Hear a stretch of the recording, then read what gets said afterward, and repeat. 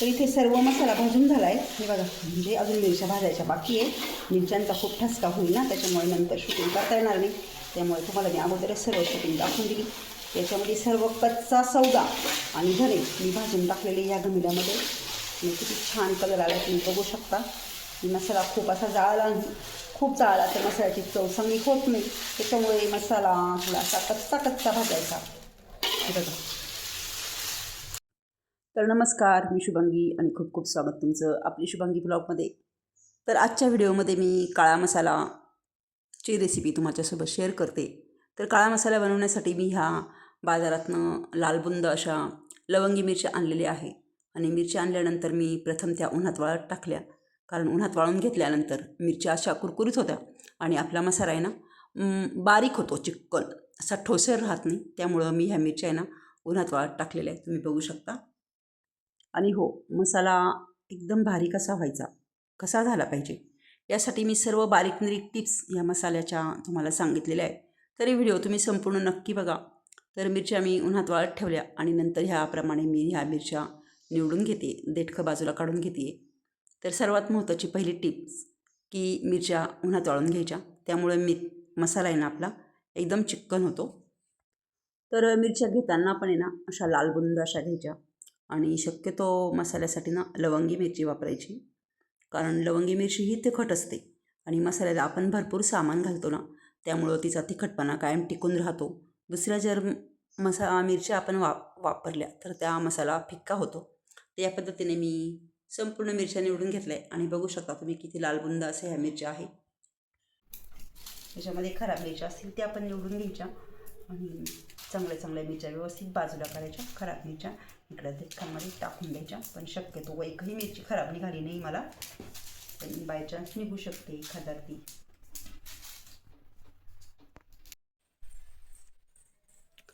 तर इथे या लाल लाल मिरच्या कडक उन्हामध्ये वाळल्या 2 दिवस, देठखं वगैरे निवडून झाले. तर ह्या 3 किलो मिरच्या आहे.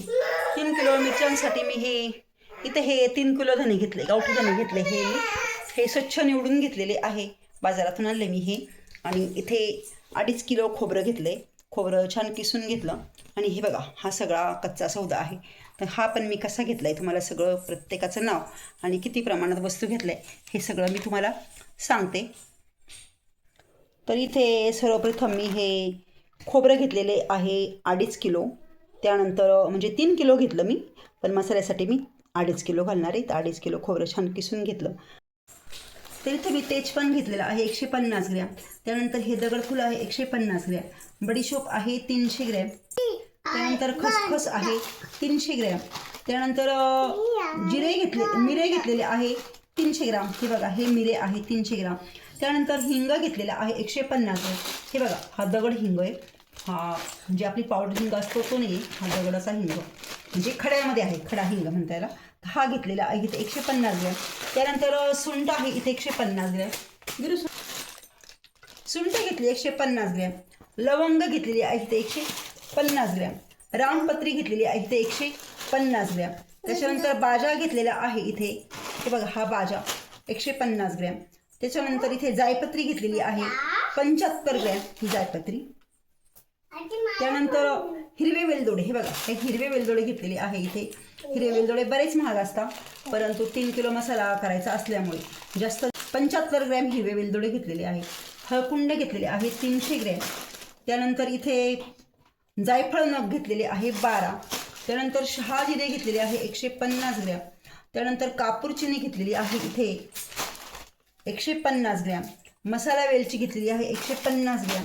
आणि दालचिनी पेन्सिल, ही बघा ही दालचिनी पेन्सिल घेतलेली 150 ग्रॅम. आणि इथे खसखस राहिली माझ्याकडनं मोजायची बरं का, सॉरी. तर 300 ग्रॅम इथे खसखस घेतलेली आहे. ही बघा ही गिरू आहे ना, गिरू मध्ये लोडलू करते, त्याच्यामुळे ना खसखस माझ्याकडनं राहून गेली. गिरू बेटा गप्प बैस ना. तर आता मी मसाला भाजते, कशा पद्धतीने भाजते तुम्हाला सर्व व्यवस्थित दाखवते मी. या पद्धतीने तुम्ही मसाला नक्की करून बघा. आणि भरपूर सामान वाटतंय बघा, कारण मिरच्या पण तर भरपूर आहे ना. 3 किलो मिरच्या आहे, 2.5 किलो खोबरं आहे, 3 किलो धने आहे. तर सर्व मसाला मी आता व्यवस्थित भाजून घेते. चला. तर इथे मी मसाला भाजायला सुरुवात केलेली आहे. इथे कढई तापत ठेवली आहे. तर इथे तेलामध्ये मी सर्वप्रथम तेल टाकलं आणि तेल टाकल्यानंतर सर्वात प्रथम मी इथे हळकुंड टाकते, कारण हळद टाकल्यानंतर सर्व हळदीचा कलर मसाल्याला छान लागतो आणि मसाल्याचा कलर छान येतो. त्यामुळे सगळ्यात पहिल्यांदा मी इथे हळद भाजून घेते.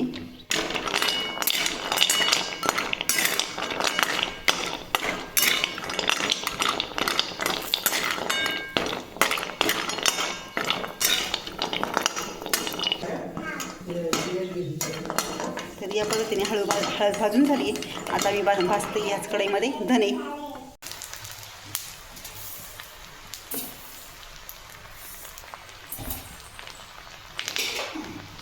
आणि हे धने आता छान भाजून घेते.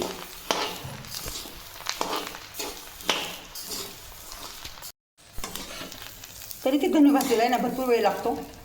हे बघा, इकडच्या गॅसवर धने भाजायला ठेवले आणि इकडच्या गॅसवर आहे ना मी आता हे दुसरे पदार्थ तळून घेते, भाजून घेते मसाल्याचे. तर इकडे ना हे बघा, हिरोईन ना धने भाजते आहे आणि इकडे मी मसाला बाकीचा भाजून घेते. मी बाकीच्या वस्तू टाकते. तर त्याच्यामध्ये मी टाकते सुंठ. आता या वस्तूंचा कुठलाही क्रम नसतो, कुठलीही वस्तू आपण कुठल्याही क्रमाने टाकू शकतो, याला काही प्रॉब्लेम नसतो. आता इकडे लगेच मी सुंठ घेतलं आहे. तिने सुंठ भाजून घेतली. खूप काही भाजायची आणि खूप तेलही टाकायचं नाही, अगदी थोडं तेल टाकले आणि अगदी नॉर्मल मी ही भाजलेली आहे. आता ही मी इकडं नवीला टाकून घेते आणि इकडे परत लगेच दुसरी वस्तू घेते. आता यानंतर मी पुढची वस्तू घेते. हे बघा, मी मसाला वेलची ही टाकते.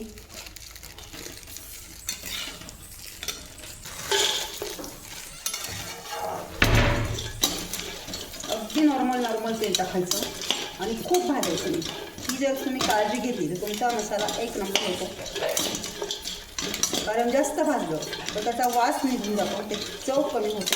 त्याच्यामुळे मसाला अगदी नॉर्मल भाजा. बघा, या पद्धतीने मसाला वेलची भाजून घेतली. त्यानंतर मी पुढची वस्तू टाकते भाज्या. तर मसाला भाजताना तेल खूप कमी वापरायचं, ही एक महत्त्वाची टिप्स. आणि कुठलाही वस्तू कोणत्याही क्रमाने घेतली तरी चालती. फक्त सर्वात अगोदर हळद भाजायची, जेणेकरून हळदीचा कलर सर्व मसाल्याला लागतो आणि एकदम नॉर्मल हा मसाला भाजायचा आहे, खूप भाजायचा नाही. तर मसाल्याच्या पदार्थ भाजायचं काम चालू आहे. आणि इकडे हे बघा, धने पण छान भाजू राहिले. धने भाजायला जरा वेळ लागतो, कारण धने छान भाजून द्यावे लागतात. छान कलर येईपर्यंत, छान त्याची वास सुटेपर्यंत धने भाजावे लागतात. या पद्धतीने धन्यांना छान कलर आल्यानंतर मस्त वास येतो धन्यांचा. इकडे मी टाकून घेते ह्या गमिल्यामध्ये. आणि बघा, ह्या गमिल्यात यात मी सर्व भाजलेले जिन्नस टाकते. बघा, हे बघा, इकडे भाजलेला मसाला मी त्या गमिल्यात काढून ठेवते. तर एक घणा धण्यांचा काढून घेतला आणि परत आता दुसरे धणे टाकते. तर हे बघा, थोडंसं तेल टाकायचं आणि थोडीशी नॉर्मल हळद टाकायची, म्हणजे ना मसाल्याला छान कलर येतो. तर तेल टाकल्यानंतर नॉर्मल हळद टाकते. मी पहिल्या वेळेस हळद नाही टाकली, कारण आपण हळकुंड पहिले तळून घेतले होते, त्याचा कलर होता. तर आता दुसऱ्या वेळेस ना मी थोडीशी हळद टाकलेली आणि नंतर याच्यामध्ये मी टाकते धणं.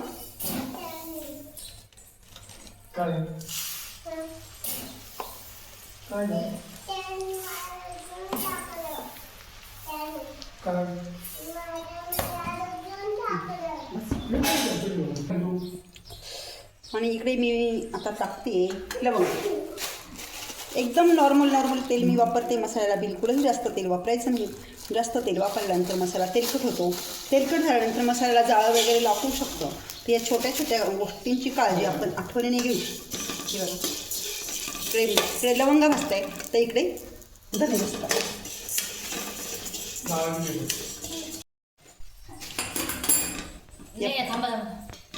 तर लवंगा नॉर्मल भाजून झाल्या. लवंगात टाकून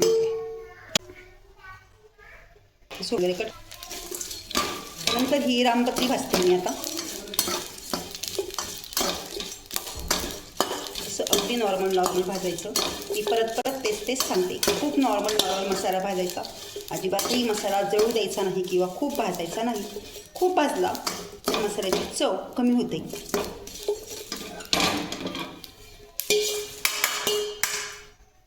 नंतर इथे बडीशोप टाकली तेलामध्ये.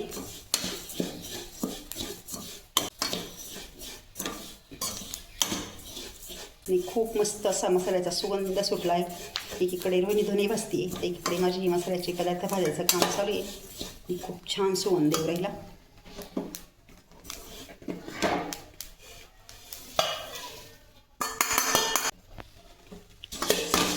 यानंतर इथे घेतले वेलदोडे, आणि वेलदोडे पण अगदी नॉर्मल भाजले, लगेच ओतून घेतले.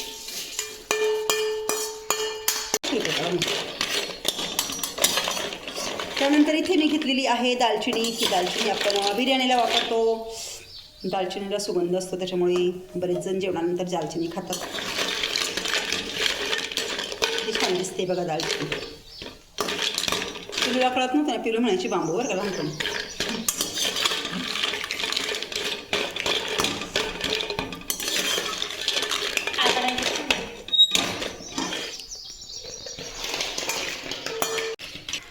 त्यानंतर इथे आहे मिरे. आणायचं का मग?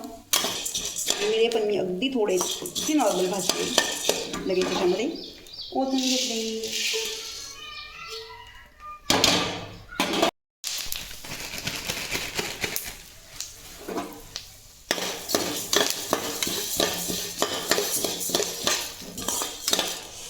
याचं नाव आहे कापूरचिनी.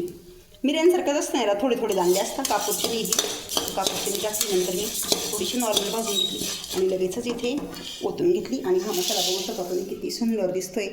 हा मसाला बघून तुम्हाला आयडिया येत असेल की मसाला किती अप्रतिम होणार आहे. हे बघा, खूप छान सगळे जिन्नस दिसत आहे, एकच नंबर. वाव. तर इथे मी हिंग घेतलाय.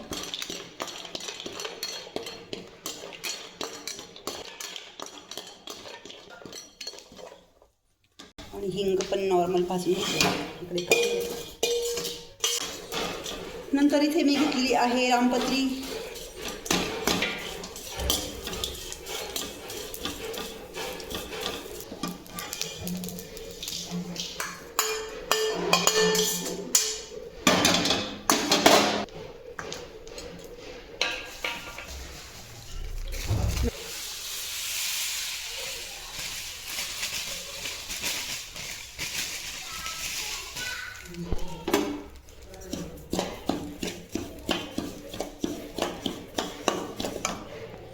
खसखस आहे ना खूपच नॉर्मल भाजायची, कारण ती खूप छोटी असते, ती पटकन जळू शकते. त्याच्यामुळे अगदी नॉर्मल मी खसखस भाजते आणि लगेच खसखस ओतून घेते.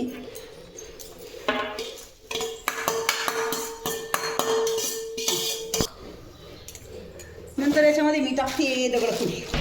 हे आहे दगडफूल.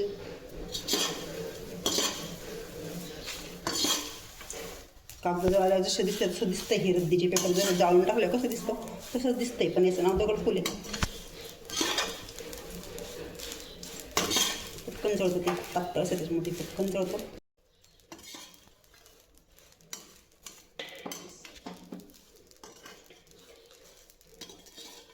क्षत्रिय लोकांचा मसाला बघितलेला आहे. तर यानंतर हे जायफळ टाकते. जायफळ 12 नग दिलेले. 3 किलोच्या मिरचीसाठी 12 नग, म्हणजे 1 किलोच्या मिरचीसाठी 4 नग, 2 किलोच्या मिरचीसाठी 8 नग आणि 3 किलोच्या मिरची मसाल्यासाठी 8 नग जायफळ टाकतात. हां 12. याचा पण वास जाऊ नये म्हणून पटकन झालं. थोडेसे नॉर्मल भाजायचे लगेच घालायचे.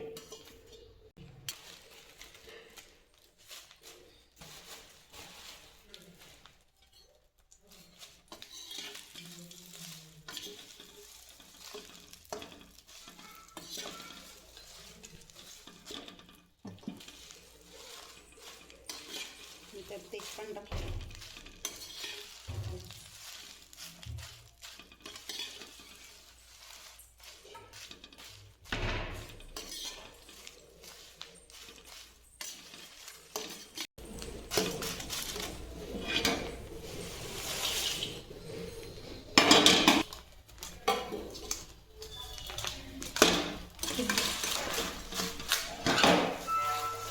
त्याप्रमाणे सर्व तेजपान पण मी भाजून घेतलं. तेजपान भाजून असल्यामुळे भरपूर बसतं वाजण्यामध्ये. तर शहाजिरे काही भाजायची गरज नसते, अगदी नॉर्मल, कारण शहाजिऱ्यांचा वास उडू शकतो. त्याच्यामुळे शहाजिरे ह्या गरम कढईमध्ये मी फक्त असे थोडे परतवून घेतले आणि लगेचच टाकून दिले, कारण ते खूप सुगंधित असतात. भाजल्यामुळे त्यांचा वास जाऊ शकतो, त्यामुळे मी ते असं मोठून झाले.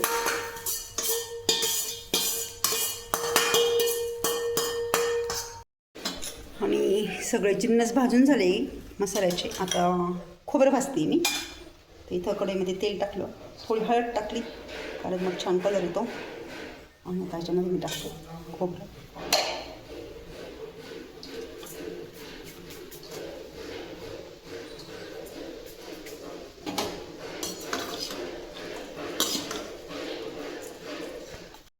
खोबरं भाजून घेतलं आहे. बघू शकता तुम्ही. साधारणतः इथे गॅस बारीक करायचा, परत मोठा करायचा, बारीक करायचा, परत मोठा करायचा. कारण कंटिन्यू मोठा ठेवला ना तर खोबरं जळतं आणि बारीक केल्यावर पटकन भाजत नाही. करून मोठा करून छोटा करून मोठा करून या पद्धतीने मी खोबरं भाजून घेतलं आहे. आणि अजून थोडा कलर येईपर्यंत भाजते. या पद्धतीने खोबरं भाजलं आहे मी. आणि याच पद्धतीने हे राहिलेलं सर्व खोबरं आता मी भाजून घेते. आणि खोबरं मात्र याच्यात नाही टाकायचं, खोबरं वेगळं ठेवायचं असतं.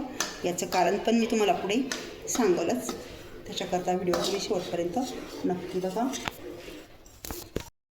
तर इथे सर्व मसाला भाजून झाला आहे हे बघा. म्हणजे अजून मिरच्या भाजायच्या बाकी आहे.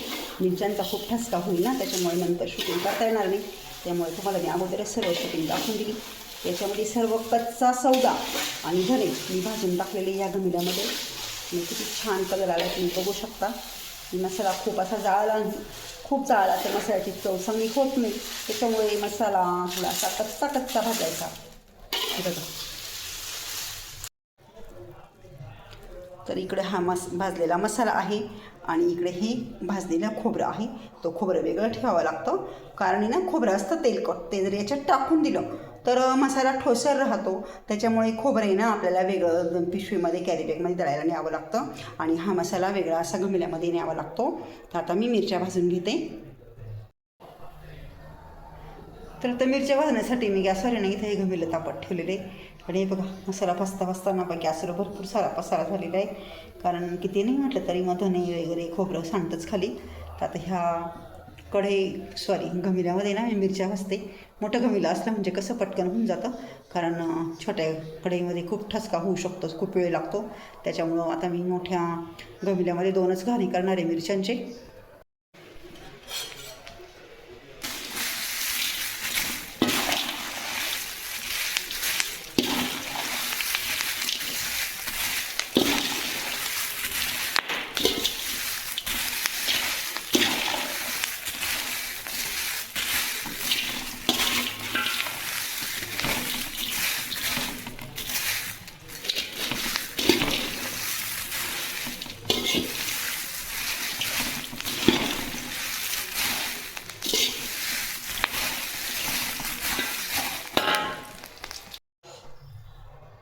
अशा प्रकारे माझ्या सर्व मिरची मसाला भाजून झाला. हे बघा भाजलेल्या मिरच्या मी ह्या मसाल्यावर टाकून दिल्या.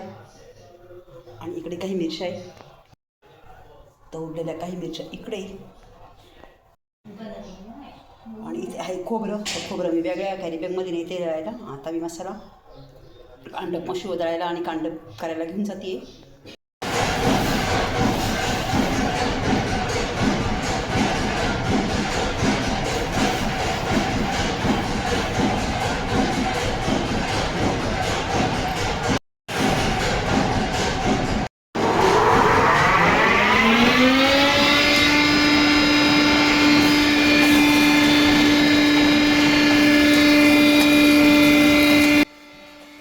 गरम मसाला या पद्धतीने गिरणीतून अगोदर दळून घेतला. आणि संपूर्ण मसाला दळून झाल्यानंतर तो कांडप मशीनमध्ये परत बारीक केला आहे. आणि कांडप मशीनमध्ये बारीक केल्यानंतर मग त्याच्यावर खोबरं टाकतात.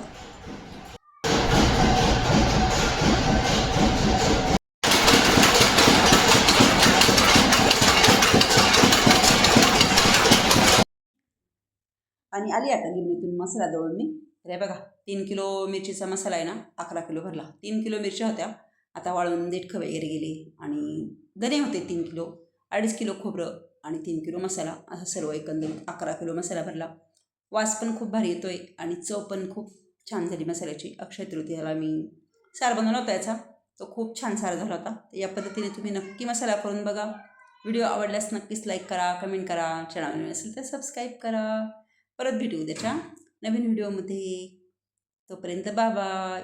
आणि हो, हा व्हिडिओ बघितल्याबद्दल खूप खूप धन्यवाद. आणि मसाल्याचा कलर बघू शकता तुम्ही किती छान आला आहे.